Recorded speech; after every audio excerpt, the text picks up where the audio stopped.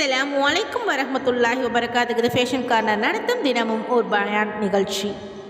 அன்பான சொந்தங்களே, எல்லா புகழும் அகிலங்களும் இறைவனாகிய அல்லாஹ்வுக்கே உரியது. நாம் வாழும் இந்த காலத்தில் மிகவும் அழகான ஒரு விஷயம்னா, மிகவும் தவறாக புரிந்து கொள்ளக்கூடிய ஒரு விஷயம்னா காதல். இன்று காதலை பற்றி எல்லாம் பேசுகிறாங்க. திரைப்படங்களில் பேசுகிறாங்க, பாடல்களில் பேசுகிறாங்க, சமூக ஊடகங்களில் பேசுகிறாங்க, நாவல்களில் கூட பேசுகிறாங்க. ஆனால் குர்ஆன் சொல்லும் காதல் என்ன? நபிகள் நாயகம் ஸல்லல்லாஹு அலைஹி வஸல்லம் அவங்க வாழ்ந்து காட்டிய காதல் என்ன? கணவன் மனைவி உறவு எப்படி இருக்க வேண்டும் என்பதை பற்றி பேசுபவர்கள் மிகவும் குறைவு.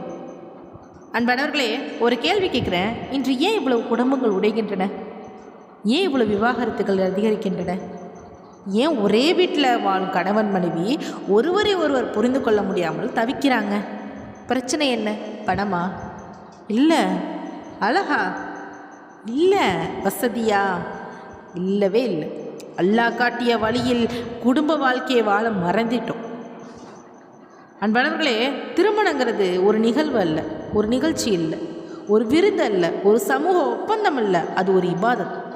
அல்லாஹ் குர்ஆனில் கூறுகிறான், அவனுடைய அத்தாட்சிகளில் ஒன்று என்னவென்றால், உங்களுக்காக உங்களிலிருந்தே துணைவியரை படைத்தான், அவர்களிடமிருந்து நீங்கள் அமைதி பெறுவதற்கு, மேலும் உங்களிடக்கிடையே அன்பையும் கருணையையும் ஏற்படுத்தினான். இது சூரத்து ரூமில் 21வது வசனத்தில் குறிப்பிட்டிருக்கிறது.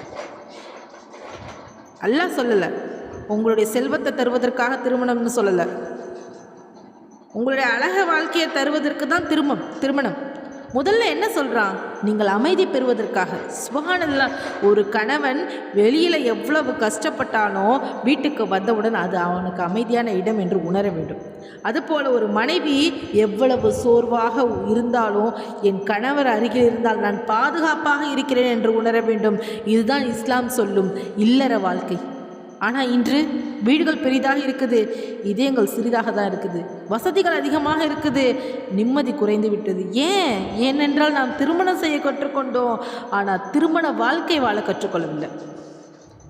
அன்பானவர்களே, இந்த பயானில் நான் என்னுடைய கருத்தை சொல்ல வரவில்லை, எந்த அறிஞருடைய சொந்த கருத்தையும் சொல்ல வரவில்லை. குர்ஆன் என்ன சொல்கிறது, நபிகள் நாயகம் ஸல்லல்லாஹு அலைஹி வஸல்லம் அவங்க என்ன சொல்கிறாங்க, எப்படி வாழ்ந்தாங்க, சஹாபாக்கள் தங்கள் குடும்ப வாழ்க்கையை எப்படி அமைத்தாங்க, இதை தான் நம்ம பார்க்க போகிறோம். ஏன்னா நபிகள் நாயகம் ஸல்லல்லாஹு அலைஹி வஸல்லம் அவங்களுடைய வீட்டை விட சிறந்த குடும்பம் இந்த உலகத்தில் இருந்ததே இல்லை. அவங்கள விட சிறந்த கணவர் இருந்ததில்லை, அவர்களுடைய மனைவிகளை விட சிறந்த மனைவிகளும் இருந்ததில்லை. அதனால தான் அவங்க வாழ்க்கையை நமக்கு முன்மாதிரி. இன்ஷா அல்லாஹ் இந்த பயானுடைய முடிவில் நம்ம அனைவரும் நல்ல கணவனாக எப்படி வாழ வேண்டும், நல்ல மனைவியாக எப்படி வாழ வேண்டும், நம்ம வீட்டை எப்படி ஜன்னத்து பூங்காவாக மாற்ற வேண்டும் என்பதை குர்ஆன் சாலிஹான ஹதீஸ் மூலியமாக நபிகள் நாயகம் ஸல்லல்லாஹு அலைஹி வஸல்லம் அவர்களுடைய வாழ்க்கையுடைய வெளிச்சத்தில் நம்ம கற்றுக்கொள்வோம். அல்லாஹ் நம் குடும்பங்களுக்கும் அன்பும் கருணையும் பரக்கத்தும் நிறைந்த இல்லங்களாக ஆக்குவானாக. ஆமீன். அன்பானவர்களே, திருமணங்கிறது ஒரு பழக்கம் அல்ல, ஒரு விழா அல்ல, அது அல்லாஹ் ஏற்படுத்திய ஒரு இபாதத். இப்போது ஒரு முக்கியமான கேள்விக்கு வருவோம். உண்மையான காதல் என்றால் என்ன? இன்று உலகம் ஒரு காதலை உணர்ச்சியாக மட்டும்தான் பார்க்குது. ஒரு ஆண் பெண்ணை பார்த்தவுடன் எனக்கு காதல் வந்துவிட்டதுங்கிற சொல்கிறான். அதே போல் ஒரு பெண் ஒரு ஆணிடம் நீ இல்லாமல் என்னால் வாழ முடியாதுன்னு சொல்கிறான். ஆனால் இவையெல்லாம் உண்மையான காதலா? இல்லை. அன்பானவர்களே, இஸ்லாம் சொல்லும் காதல் கண்களால் ஆரம்பிக்காது, இதயத்தால் ஆரம்பிக்கும். அது அழகை பார்க்காது, அல்லாஹ்வுடைய பயத்தை பார்த்து வரும். அதனால தான் நபிகள் நாயகம் ஸல்லல்லாஹு அலைஹி வஸல்லம் அவங்க கூறினாங்க, ஒரு பெண் 4 காரணங்களுக்காக திருமணம் செய்யப்படுகிறாங்க. அவளுடைய செல்வம், குடும்ப பெருமை, அழகு, மார்க்கப்பற்றுதல். நீ மார்க்கப்பற்றுதல் உள்ளவளை தேர்ந்தெடு, நீ வெற்றி பெறுவாய் என்று. அன்பானவர்களே, இந்த ஹதீஸ் பெண்களுக்கு ஒரு பாடத்தை சொல்கிறது. ஒரு கணவனை தேர்ந்தெடுக்கும் போது எவ்வளவு சம்பளம் வாங்குகிறாரு என்பதை பார்க்காதீங்க. 5 வேளை தொழுகிறாரா, உண்மையை பேசுகிறாரா, அல்லாஹ்வுக்கு பயப்படுகிறாரா என்று பாருங்கள். ஏன்னா அல்லாஹ்வுக்கு பயப்படும் மனிதன் தனியாக இருந்தாலும் தவறு செய்ய மாட்டான், மனைவியுடைய உரிமையை பறிக்க மாட்டான், குழந்தைகளிடம் அநியாயம் செய்ய மாட்டான். அன்பானவர்களே, ஒரு வீட்டில் காதல் இருக்க வேண்டுமென்றால் முதலில் அந்த வீட்டில் அல்லாஹ் இருக்க வேண்டும், அதாவது தொழுகை இருக்க வேண்டும், குர்ஆன் ஓதப்பட வேண்டும், துஆ இருக்க வேண்டும், ஹலாலான வருமானம் இருக்க வேண்டும். இவை இல்லாத வீட்டில் காதல் நீண்ட நாள் இருக்காது. ஏன்னா அந்த வீட்டில் பரக்கத் இருக்காது. அன்பானவர்களே, இன்று பலர் சொல்கிறாங்க, நாங்கள் ஒருவரை ஒருவர் மிகவும் காதலிக்கிறோம். ஆனால் திருமணத்திற்கு பிறகு எல்லாம் மாறிவிட்டது. ஏன் தெரியுமா? ஏனென்றால் அவர்கள் காதலை அல்லாவின் மீது காட்டலை, உணர்ச்சியின் மீது தான் காட்டுறாங்க. உணர்ச்சி மாறிடும், அழகு மாறிடும், இளமை மாறிடும், பணம் கூற மாறிடும். ஆனால் அல்லாவின் மீது ஏற்பட்ட அன்பு எப்போதும் மாறாது. அன்பானவர்களே, நபிகள் நாயகம் ஸல்லல்லாஹு அலைஹி வஸல்லம் அவங்க கைஜர் ரலியல்லாஹு அவங்களுக்கு இடையே உள்ள காதலை நினைச்சு பாருங்கள். கைஜர் ரலியல்லாஹு அவங்க நபிகள் நாயகம் ஸல்லல்லாஹு அலைஹி வஸல்லம் அவங்க மீது இருந்த அன்பு அவங்க இறைத்தூதராக ஆவதற்கு முன்பே இருந்துச்சு. அவங்க இறைத்தூதராக ஆன பிறகு அந்த அன்பு இன்னும் அதிகமாச்சு. ஏன்னா அந்த அன்பு காதலுடைய அடிப்படை அல்லாஹ். அலி ரலியல்லாஹு அன்ஹு அவங்க ஃபாத்திமா ரலியல்லாஹு அவங்களுடைய நினைத்து பாருங்கள். சில நாட்கள் அவங்க வீட்டில் உணவே இல்லை, ஆனால் அவங்க அன்பை குறைவே இல்லை. ஏன்னா அவங்களுடைய உறவு பணத்தின் மீது இல்லை, ஈமான் மீது இருந்துச்சு. அன்பானவர்களே, நீங்கள் உங்கள் மனைவியை உண்மையாக நேசிக்கிறீங்க, அப்படியானா அவளை அல்லாவின் பக்கம் அழைத்து செல்லுங்க. நீங்கள் உங்கள் கணவரை உண்மையாக நேசிக்கிறீங்க, அப்படியானா அவரை சொர்க்கத்திற்கு செல்ல துவா செய்யுங்க. இதுதான் இஸ்லாம் சொல்லுவோம் காதல். காதலுங்கிறது நான் உன்னோட இந்த உலகத்தில் மட்டும் வாழ வேண்டுங்கிறது இல்லை, நாம் இருவரும் சொர்க்கத்திலும் ஒன்றாக இருக்க வேண்டும் என்று சொல்வது தான் காதல். சுப்ஹானல்லாஹ். இதுதான் குர்ஆன் கற்றுத்தரும் காதல். நபிகள் நாயகம் ஸல்லல்லாஹு அலைஹி வஸல்லம் அவங்க வாழ்ந்து காட்டிய காதல். அன்பானவர்களே, இன்று பல பெண்களிடம் ஒரு கேள்வி கேட்டால், உங்களுக்கு எப்படிப்பட்ட ஒரு கணவன் வேண்டும் என்று கேட்டால் பல பதில்கள் வரும். நல்ல வேலை இருக்கணும், நல்ல சம்பளம் இருக்கணும், சொந்த வீடு இருக்கணும், கார் இருக்கணும், இவையெல்லாம் தவறில்லை. ஆனால் ஒரு பெண்ணுக்கு முதல்ல தேவைப்படுறது நல்ல மனிதன். அன்பானவர்களே, ஒரு நல்ல மனிதன் நல்ல கணவனாக இருப்பதை அவனுடைய சம்பளம் தீர்மானிக்காது, அவனுடைய பதவி தீர்மானிக்காது, அவனுடைய குணம்தான் தீர்மானிக்கும். அதனால தான் நபிகள் நாயகம் ஸல்லல்லாஹு அலைஹி வஸல்லம் அவங்க கூறினாங்க, உங்களில் சிறந்தவர் உங்கள் குடும்பத்திற்கு சிறந்தவரே, உங்களில் என் குடும்பத்திற்கு நான் தான் மிகச்சிறந்தவன் அப்படின்னு. இந்த ஹதீஸை ஒவ்வொரு கணவனும் தினமும் நினைவு வைத்துக் கொள்ளணும். நபிகள் நாயகம் ஸல்லல்லாஹு அலைஹி வஸல்லம் சொல்லலை அதிக பணம் வச்சிருக்கவன் சிறந்தவன், அதிக அதிகாரம் உள்ளவன் சிறந்தவன் இல்லை, தன் மனைவியிடம் சிறந்தவன் தான் சிறந்தவன். அன்பானவர்களே, நபிகள் நாயகம் ஸல்லல்லாஹு அலைஹி வஸல்லம் அவங்க ஒரு அரசர் அல்ல, அதை விட பெரியவர். அவர்கள் அல்லாஹ்வின் தூதர், ஒரு நாட்டின் தலைவர், தளபதி, நீதிபதி. ஆனால் வீட்டிற்குள் வந்தவுடன் அவர்கள் ஒரு அன்பான கணவர். ஒரு நாள் ஐஷா ரலியல்லாஹு அவங்க கேட்குறாங்க, நபிகள் நாயகம் ஸல்லல்லாஹு அலைஹி வஸல்லம் அவங்க வீட்டில் என்ன செய்வாங்க அப்படின்னு சொல்லிட்டு ஐஷா ரலியல்லாஹு அவங்கள்ட்ட கேட்குறாங்க ஒருத்தங்க. அவங்க சொன்ன பதிலை கேளுங்க. அவர் தங்கள் குடும்பத்தினருக்கு உதவி செய்வாங்க, தொழுகை நேரம் வந்தால் தொழுகைக்கு செல்வாங்க அப்படின்னு. சுப்ஹானல்லாஹ். நபிகள் நாயகம் ஸல்லல்லாஹு அலைஹி வஸல்லம் தங்கள் ஆடையே தாங்களே தைப்பாங்க, செருப்புகளை சரி செய்தாங்க, ஆட்டுடைய பாலை கறந்தாங்க, வீட்டு வேலைகள் உதவினாங்க. இன்று சில ஆண்கள் ஒரு டம்ளர் தண்ணீர்களை கூட எடுத்து தர தானாக எடுத்து குடிக்க மாட்டாங்க. ஆனால் நபிகள் நாயகம் ஸல்லல்லாஹு அலைஹி வஸல்லம் உலகத்தின் தலைவராக இருந்தும் வீட்டில் உதவி செய்தாங்க. அன்பானவர்களே, ஒரு நல்ல கணவன் மனைவியை வேலைக்காரியாக பார்க்கக்கூடாது, அல்லாஹ் கொடுத்த அமானத்தாக பார்க்க வேண்டும். நபிகள் நாயகம் ஸல்லல்லாஹு அலைஹி வஸல்லம் அவங்க கூறினாங்க, பெண்களிடம் நல்ல முறையில் நடந்து கொள்ளுங்கள். இது ஒரு அறிவுரை மட்டுமல்ல, ஒரு கட்டளை. அன்பானவர்களே, நபிகள் நாயகம் ஸல்லல்லாஹு அலைஹி வஸல்லம் அவங்க ஒரு நாளும் தங்கள் மனைவியை அடித்ததில்லை, அவங்க இழிவாக பேசியதில்லை. ஐஷா ரலியல்லாஹு அவங்க கூறுறாங்க, நபிகள் நாயகம் ஸல்லல்லாஹு அலைஹி வஸல்லம் எந்த மனைவியையும் எந்த வேலைக்காரரையும் தங்கள் கையால் அடித்ததில்லை. இதுதான் ஒரு முஸ்லீம் கணவருடைய முன்மாதிரி. இன்று சில வீடுகளில் கோபம் வந்து தான் கத்துறாங்க, தவறு நடந்து அவமானப்படுத்துகிறாங்க, உறவினர்கள் முன்னா திட்டுறாங்க. இதுதான் நபிகள் நாயகம் ஸல்லல்லாஹு அலைஹி வஸல்லம் அவங்களுடைய வழிமுறையா? இல்லை. அன்பானவர்களே, ஒரு முறை ஐஷா ரலியல்லாஹு அவங்களுக்கு பொறாமை வந்துருச்சு. உணவு பாத்திரம் கீழே விழுந்து உடைஞ்சிருச்சு. நபிகள் நாயகம் ஸல்லல்லாஹு அலைஹி வஸல்லம் என்ன செஞ்சாங்க தெரியுமா? கோபப்படலை, கத்தலை, அமைதியாக அவங்க பிள்ளைகிட்ட சொல்கிறாங்க, உங்கள் தாயாருக்கு பொறாமை வந்து விட்டது என்று சொல்லி சிரித்தாங்க. பிறகு உடைந்த பாத்திரத்துக்கு பதிலாக வேறு பாத்திரம் அனுப்புனாங்க. பிரச்சனை அங்கேயே முடிஞ்சிடுச்சு. சுப்ஹானல்லாஹ். இதுதான் நல்ல கணவன். தவறை பெருசாக்காமல் உறவை பெரிதாக பார்க்குவாங்க தான். அன்பானவர்களே, ஒரு பொண்ணுக்கு தங்கம் கொடுத்தால் மட்டும் போதாது, வீடு கட்டி கொடுத்தால் மட்டும் போதாது, அவளுடைய இதயத்திற்கும் ஒரு வீடு கட்ட வேண்டும். அந்த வீடு அன்பால் கட்டப்பட வேண்டும், மரியாதையால் கட்டப்பட வேண்டும், நம்பிக்கையால் கட்டப்பட வேண்டும், இனிய வார்த்தைகளால் கட்டப்பட வேண்டும். ஒரு கணவன் தன் மனைவியிடம் தினமும் இனிமையாக பேச வேண்டும். அவள் பேசும்போது கவனமாக கேட்க வேண்டும். அவள் சோர்வாக இருந்தால் நான் ஏதாவது உதவி செய்யட்டுமா என்று கேட்க வேண்டும். இதுதான் சுன்னத். அன்பானவர்களே, நீங்கள் வெளியே நல்ல மனிதராக இருப்பது மட்டும் போதாது. உங்கள் மனைவி உங்களை பற்றி என்ன சொல்கிறாள் என்பதுதான் உங்கள் உண்மையான குணத்தை சொல்லும். நபிகள் நாயகம் ஸல்லல்லாஹு அலைஹி வஸல்லம் அவங்களுடைய மனைவிகளிடம் நபிகள் நாயகம் ஸல்லல்லாஹு அலைஹி வஸல்லம் அவங்க எப்படி இருந்தாங்க என்று கேட்டபோது அவங்க எல்லாரும் அன்போடும் மரியாதையோடும் பேசினார் என்றாங்க சொன்னாங்க. ஏனென்றால் அவர்கள் வெளியில் மட்டும் நல்லவர் இல்லை, வீட்டிற்குள்ளும் நல்லவர். அதனால தான் அல்லாஹ் அவர்களை உங்களுக்கு அல்லாஹ்வின் தூதரிடம் அழகிய முன்மாதிரி என்று இருக்கிறது. ஒரு நல்ல கணவன் என்பவன் மனைவியை நேசிப்பவன் மட்டுமல்ல, அவளை அல்லாஹ்வின் பாதையில் அழைத்து செல்பவன், அவளுடைய கண்ணீரை துடைப்பவன், அவளுடைய மரியாதையை காப்பவன், அவளுடைய மனதை உடைக்காமல் வாழ்பவன். இதுதான் நபிகள் நாயகம் ஸல்லல்லாஹு அலைஹி வஸல்லம் அவங்க நமக்கு கற்றுத்தந்த நல்ல கணவன். அதுபோல் ஒரு குடும்பம் சந்தோஷமாக இருக்கணும்னா நல்ல கணவன் மட்டும் இருந்தால் போதாது, நல்ல மனைவியே இருக்கணும். அதே போல் நல்ல மனைவி மட்டும் இருந்தால் போதாது, நல்ல கணவன் இருக்கணும். 2 சக்கரங்கள் சரியாக இருந்தால் தான் வண்டி நேராக செல்லும். அன்பானவர்களே, இன்று உலகம் ஒரு நல்ல மனைவி என்றால் என்ன சொல்லுது? நன்றாக சமைக்க தெரிந்தவள், வீட்டை சுத்தமாக வச்சிருக்கிறவள், அழகாக இருப்பவள் என்று நினைக்கிறது. ஆனால் இஸ்லாம் சொல்லும் நல்ல மனைவி இதை விட உயர்ந்தவள். நபிகள் நாயகம் ஸல்லல்லாஹு அலைஹி வஸல்லம் அவங்க கூறினாங்க, உலகத்தின் சிறந்த செல்வம் எது? ஒரு நல்ல மனைவி தான். இந்த ஹதீஸை சிந்திச்சு பாருங்கள். நபிகள் நாயகம் ஸல்லல்லாஹு அலைஹி வஸல்லம் அவங்க சொல்லலை தங்கம்தான் சிறந்த செல்வம், வீடு தான் சிறந்த செல்வம், நிலம்தான் சிறந்த செல்வம்னு. ஒரு நல்ல மனைவி தான் சிறந்த செல்வம்னு சொல்லியிருக்காங்க. ஏனென்றால் ஒரு நல்ல மனைவி ஒரு குடும்பத்தை ஜன்னத் பூங்காவாக மாற்ற முடியும். அன்பானவர்களே, முதல்ல கதீஜா ரலியல்லாஹு அவங்கள பாருங்கள். நபிகள் நாயகம் ஸல்லல்லாஹு அலைஹி வஸல்லம் அவங்க ஹிரா குகையில் நடுங்கி கொண்டிருந்த போது அவங்க என்ன சொன்னாங்க?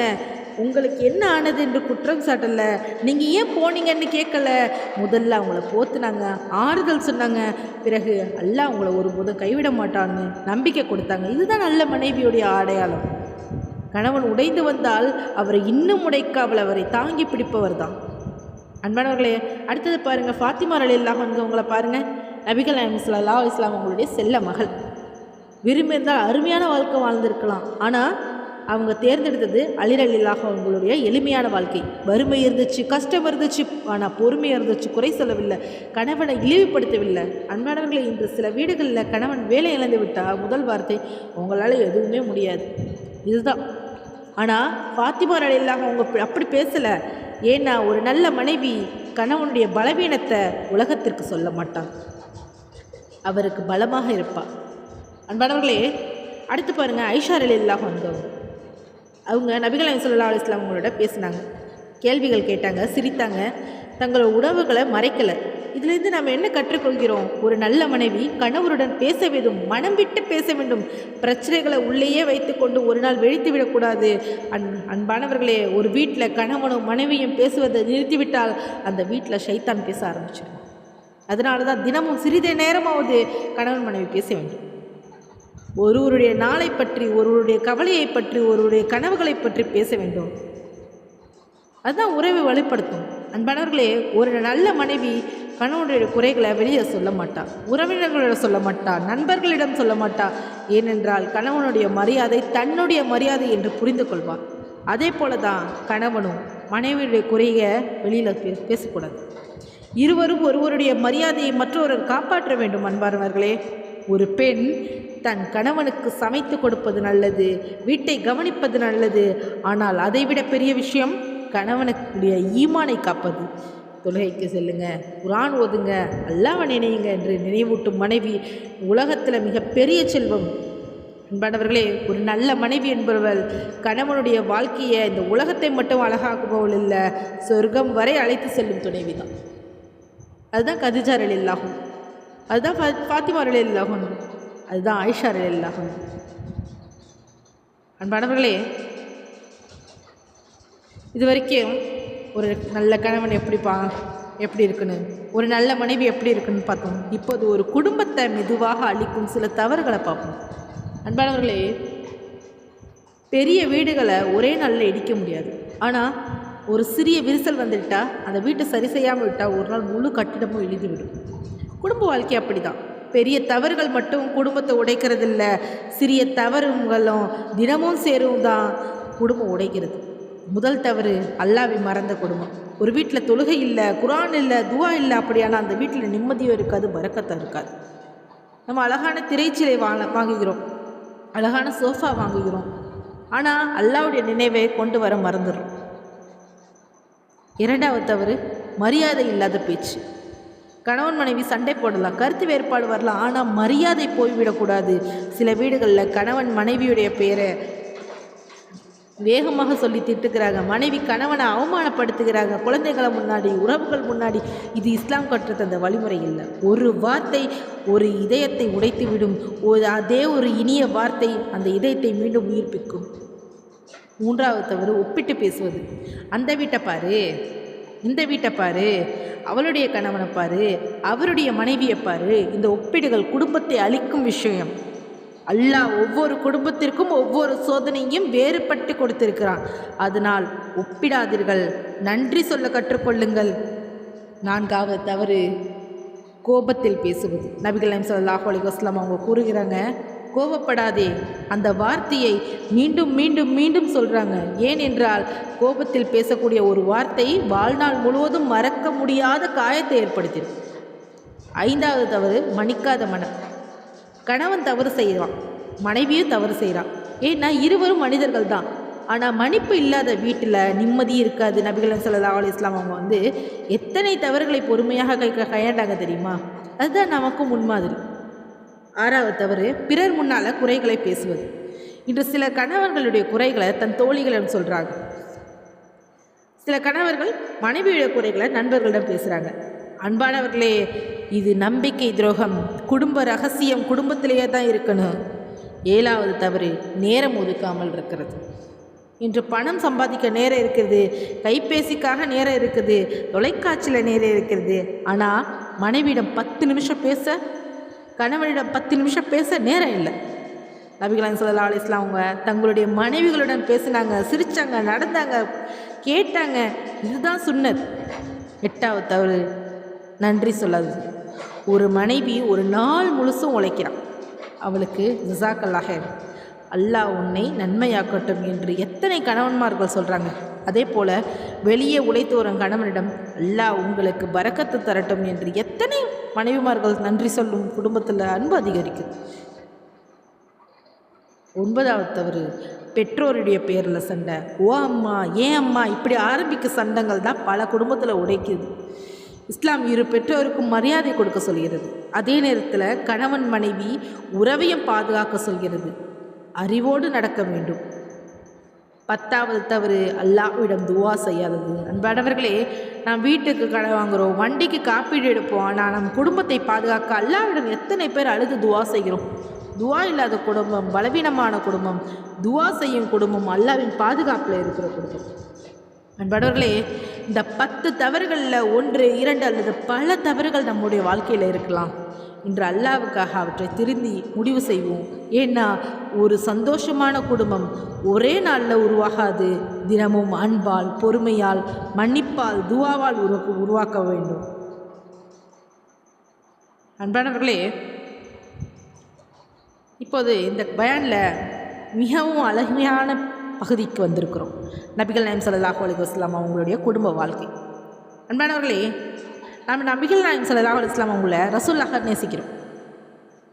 ஆனால் கணவனாக அவங்க எப்படி வாழ்ந்தாங்க என்பதை கற்றுக்கொள்ளும் சுன்னத். முதல் பாடம் என்னென்னா, வீட்டுக்குள்ளே சிரித்த முகத்துடன் செல்லுங்கள். நபிகள் நாயகம் ஸல்லல்லாஹு அலைஹி வஸல்லம் வீட்டுக்கு வந்தால் முகத்தில் சிரிப்பு இருக்கும், கடுமையான முகம் இருக்காது. இன்று வெளியில் எல்லாரும் சிரிக்கிறாங்க, ஆனால் வீட்டுக்குள்ளே வந்தோடனே கோபமாக இருக்கிறாங்க. அது சரியில்லை. உங்கள் மனைவி, உங்கள் கணவர் உங்கள் சிரிப்புக்கு முதலுரிமை உள்ளவங்க. இரண்டாவது பாடம் அன்பை வெளிப்படுத்துங்கள். நபிகள் நாயகம் ஸல்லல்லாஹு அலைஹி வஸல்லம் அவங்க தங்கள் மனைவிகளிடம் அன்பை வெளிப்படுத்தினாங்க. அவங்களிடம் பேசினாங்களே, அவங்களுடைய பெயர்களை அன்பாக அழைத்தாங்க. ஐஷா ரலியல்லாஹு அவங்க சொல்கிறாங்க, ஹுமைரா என்று அன்போடு அழைத்ததாக அறிவிப்புகள் வருகின்றன என்று. அன்பானவர்களே, மனதில் அன்பு இருந்தால் மட்டும் போதாது, அதை வெளிப்படுத்த வேண்டும். மூன்றாவது பாடம் மனைவியோட உணர்வுகளை மதியுங்கள். ஒரு முறை ஐஷா ரலியல்லாஹு அவங்களுக்கு பொறாமை வந்துச்சு. அப்போ நபிகள் நாயகம் ஸல்லல்லாஹு அலைஹி வஸல்லம் ஏன் இப்படி செஞ்சுன்னு கோவப்படல. முதலில் அவங்களுடைய உணர்வுகளை புரிந்து கொண்டாங்க. இதுதான் ஒரு நல்ல கணவன். மனைவி அழும்போது காரணம் கேட்கறதுக்கு முன்னாடி கண்ணீரை துடைக்க வேண்டும். 4வது பாடம் ஒன்றாக உணவருந்துங்கள். நபிகள் நாயகம் ஸல்லல்லாஹு அலைஹி வஸல்லம் அவங்க ஆயிஷா ரலியல்லாஹு அவங்க தண்ணீர் குடித்த அதே இடத்துல குடித்தாங்க, அவங்க சாப்பிட்ட அதே இடத்துல சாப்பிட்டாங்க. இதில் என்ன பாடம்? ஒன்றாக நேரம் செலவிடுங்கள், சேர்ந்து சாப்பிடுங்கள், சேர்ந்து பேசுங்கள், அன்பு அதிகரிக்கும். 5வது பாடம் மனைவியுடைய பேச்சை கேளுங்க. ஆயிஷா ரலியல்லாஹு அவங்க சொல்கிறாங்க, நீண்ட கதை சொல்லுவாங்க. நபிகள் நாயகம் ஸல்லல்லாஹு அலைஹி வஸல்லம் அவங்க அமைதியாக கேட்பாங்க. அன்பானவர்களே, இன்று பல வீடுகளில் பேசுவது அதிகம், கேட்பது குறைவு. ஒரு நல்ல கணவன் கேட்க தெரிந்தவராக இருக்க வேண்டும். ஒரு நல்ல மனைவி கேட்க தெரிந்திருக்க வேண்டும். 6வது பாடம் கோபத்தை கட்டுப்படுத்துங்கள். நபிகள் நாயகம் ஸல்லல்லாஹு அலைஹி வஸல்லம் உங்களுடைய வீட்டில் பிரச்சனை வந்தாலும் அமைதியாக தீர்த்தாங்க. கத்தி தீர்க்கலை, அடித்து தீர்க்கலை, அமைதியாக அறிவோடு தீர்த்தாங்க. 7வது பாடம் நல்லதை மட்டும் நினைவில் வையுங்கள். கதீஜா ரலியல்லாஹு அவங்க மறைந்த பிறகும் நபிகள் நாயகம் ஸல்லல்லாஹு அலைஹி வஸல்லம் அவங்கள பற்றி நல்லவற்றை மட்டும் பேசினாங்க, குறைகளை பேசலை. அன்பானவர்களே, உங்களுடைய மனைவியுடைய நல்லதை நினைவில் வைங்க, உங்களுடைய கணவருடைய நல்லதை நினைவில் வைங்க, அன்பு அதிகரிக்கும். 8வது பாடம் நோயில் துணையாக இருங்க. நபிகள் நாயகம் ஸல்லல்லாஹு அலைஹி வஸல்லம் அவங்க நோய்வாய்ப்பட்ட போது ஆயிஷா ரலியல்லாஹு அவங்க கவனித்தாங்க. ஒருவர் பலவீனமாக இருக்கும்போது மற்றொருவர் பலமாக இருக்க வேண்டும். இதுதான் குடும்ப வாழ்க்கை. 9வது பாடம் ஒருவருக்கொருவர் துவா செய்யுங்க. நபிகள் நாயகம் ஸல்லல்லாஹு அலைஹி வஸல்லம் தங்கள் மனைவிக்காக துவா செஞ்சாங்க. அன்பானவர்களே, நீங்கள் கடைசியாக உங்கள் கணவருக்காக எப்போ துவா செய்தீங்க? உங்கள் மனைவிக்காக எப்போது துவா செய்தீங்க? துவா அதிகரிக்கும் போது தான் அன்பு அதிகரிக்கும்.